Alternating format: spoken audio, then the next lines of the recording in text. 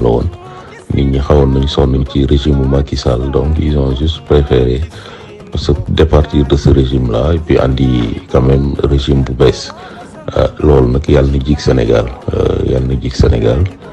Nañu ñaanal président Bassirou Diomaye Faye, yàlla gunge ko ci mission bi, yàlla na ko yàlla taxaw, yàlla na ko yàlla jàppale, yàlla na ko yàlla wan yoon, leeralal ko yoonam ba nga xam ni lépp lu ñu bëgg ci Sénégal incha allah moom dina ko taxawee. Parce que loolu rek ñun ñëpp loolu moo ñu animé ci politique, fexe ba waa Sénégal seeni coono seeni tolof naqar yi nga xam ne sénégalais yi am nañ ko, képp ku mën a jiite réew mi nga taxaw ci saafara ko.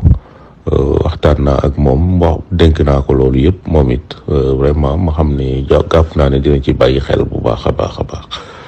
Donc na ko damay wax Sénégal nañ ko ñaanal, parce que bu succès wu Sénégal la, réussite u Sénégal la. bu ma fa nekkoon ni ngeen may ñaanalee te ma xam ne bëggoon ngeen ma nekk fa, ni ngeen ma naroon ñaanale wala li ngeen ma naroon yéene niñ ko ñun ñëpp boole yéene ko ndax Sénégal jëm kanam incha allah.